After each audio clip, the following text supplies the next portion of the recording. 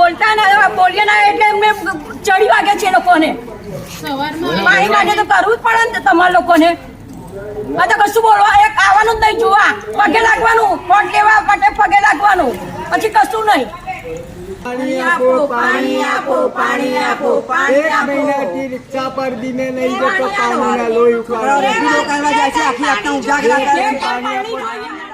Smart સિટીના મોટા મોટા દાવાઓ વચ્ચે હકીકત કંઈક અલગ જ નજરે પડી રહી છે. વોર્ડ નંબર 13માં આજે પણ નાગરિકો પાણી માટે સંઘર્ષ કરી રહ્યા છે. સ્થાનિકોના જણાવ્યા મુજબ ઓછા દબાણ સાથે માત્ર 10થી 15 મિનિટ જ પાણી આવે છે. પરિસ્થિતિ એવી છે કે મેયરના વોર્ડમાં જ નળમાં જળ નથી. પરદેશી ફળિયામાં મહિલાઓએ હાથમાં બાલ્ટી અને ડોલ લઈને હેન્ડપંપ પરથી પાણી ભરવાની ફરજ પડી છે. પાણીની ગંભીર સમસ્યાથી કંટાળેલી મહિલાઓએ વિરોધ નોંધાવ્યો. એક તરફ સ્માર્ટ સિટીના દાવાઓ અને બીજી તરફ પાણી માટે લોકોની દોડધામ. હવે સૌથી મોટો સવાલ એ છે કે વડોદરાવાસીઓને નિયમિત પાણી ક્યારે મળશે અને જવાબદાર તંત્ર આ સમસ્યાનો ઉકેલ ક્યારે લાવશે? અહીંયા સવારથી પાણી આવતું નથી.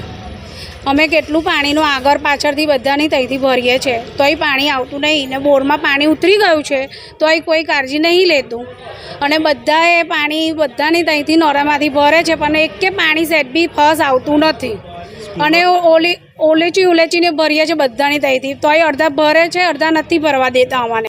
જેને તકલીફ પડે ને એને ખબર પડે. મારા બેઉ પગે ઓપરેશન કરાયેલા છે, લોકોને હસી આવે છે, પણ જેને થાય ને એને ખબર પડે. કોર્પોરેટર હોય કે કોઈ બી કાઉન્સિલર હોય.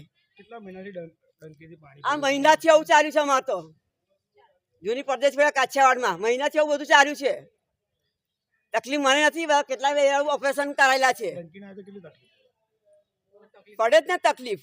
લોકોની ઘરે પૈસા હોય ને તો ટેન્કર મંગાવે. અમારે ઘરે પૈસા ના હોય તો બેહી રહે છાનામાં ચૂપચાપ. સગાવાલા હોય દૂરથી તમને કે આવીને નહીં જાવ તો કેટલા દિવસ થઈ હકે નવા છીએ અમે. પાણી છે ને છોકરાઓ પેશાબ કરે એવું પાણી આવે છે. નિધિબેન પટેલ અહીંની કોર્પોરેટર છે તો બી પાણી છોડાવતી નથી.